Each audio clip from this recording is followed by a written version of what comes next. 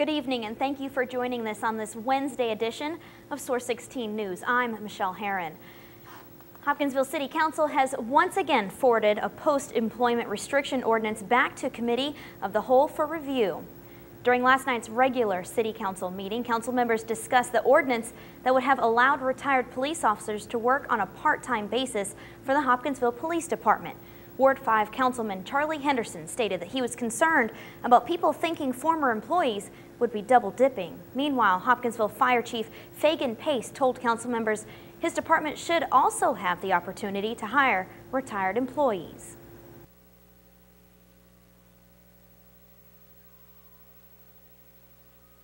The fact of the matter is that trained paramedics in Kentucky are hard to come by. Trained paramedics that are interested in a firefighting career are even more hard to come by. So I can see potentially that there would be a need for young, active, and vibrant firefighter paramedics who have retired after a 20-year career to have access to them on a part-time basis to bring them back to serve the public. Now, if you remember, the original ordinance was tabled after council members needed more time to discuss it.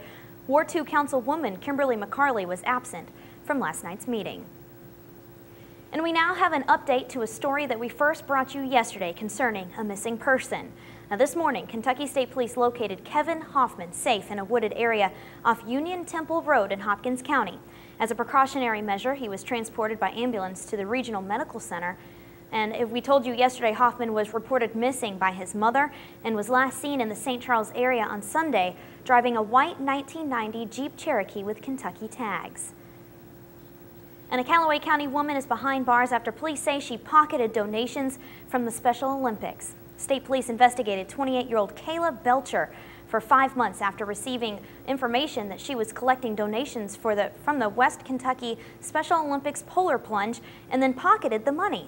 Now, police say Belcher was collected more than $200 from people who thought they were helping the annual polar plunge event. And during the investigation, police discovered she never turned the money over to the Special Olympics organization. Now, Belcher was arrested at the Marshall County Jail where she was being held on unrelated charges, and state police say they are still investigating this case. Meanwhile, Hopkinsville City Council anonymously approved last night a couple of contracts worth thousands of dollars to go towards improving the downtown area. One of the contracts was approved for design work to improve the Woody Winfrey Fire Transportation Museum and to not exceed over $41,000. The museum project will be paid for by federal grants and matching grants from the Pennyroyal Area Museum. Meanwhile, City Council approved the other contract from M2D Design Group to not exceed over $64,000 to design work for the 9th and Campbell Street Corridor project. The corridor project will be funded by federal grants and matching grants from the Inner City Residential Enterprise Zone program. And in other business, council members authorized a lease to finance a new fire truck worth $610,000 for the Hopkinsville Fire Department, which is expected to be delivered in February. Now, Hopkinsville City Council then went into closed session to discuss an industrial prospect and possible property acquisition, but took no action. And a group of volunteers officially launched a campaign in Hopkinsville today to end Alzheimer's one step at a time. Members from the Alzheimer's Association met at Jenny Stewart Medical Center for their team recruitment kickoff for the 2011 Hopkinsville Walk to End Alzheimer's. This is our first walk in Hopkinsville, and this kickoff just gets people together who are interested in starting a team, doing some fundraising for us, also spreading the word about the walk and to bring awareness to the Alzheimer's Association and the disease. Now, right now, the committee has 11 teams registered for the half-mile walk that will be held in October to help raise awareness and help find a cure for Alzheimer's. The 6th leading cause of death among Americans, which many people don't know that, it's the only disease that unfortunately does not have a cure yet. So a lot of the funds that are raised for us and through our walks and other events, it goes towards research. The association also works to support families and caregivers dealing with people battling this disease.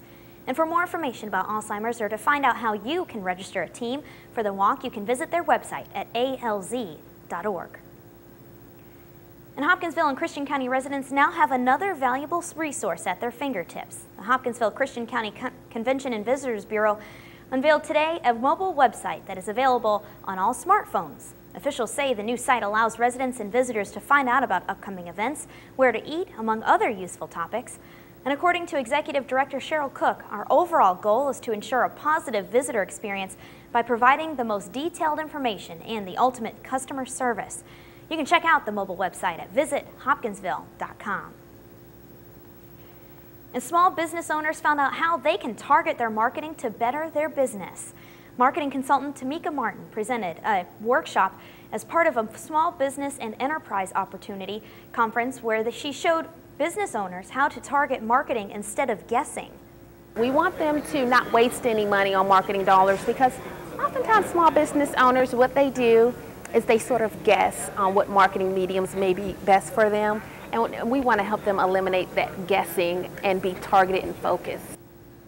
The conference is a part of MedWeek 2011, which is sponsored by the Minority Economic Development Initiative of Western Kentucky Incorporated, where Martin says having a targeted marketing approach can benefit entrepreneurs in a variety of ways. Based on their target market, stage of the business life cycle, and things along those lines. So we do specific and targeted focused marketing plans for small business owners. Business owners also heard comments from author and keynote speaker Dr. Melvin Gravely from the Institute for Entrepreneurial Thinking. And tomorrow, MedWeek 2011 events will continue with the Golf Scramble at the Links at Novedell and conclude tomorrow night with their 23rd annual MEDI Awards Banquet, where they will announce their Minority Business, Emerging Minority Business Advocate of the Year Awards, as well as We Are Community Award. For more information about MEDI, you can visit their website at medisuccess.info. And welcome back to Source 16 News. Ethics violations are flying in Frankfort as the 2011 political season heats up. Both candidates for governor, incumbent Steve Beshear and challenger David Williams, were targeted this week.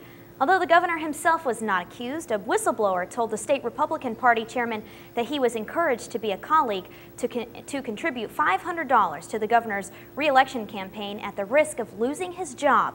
State psychologist Rodney Young made the claim in letters to the head of the GOP and to Attorney General Jack Conway.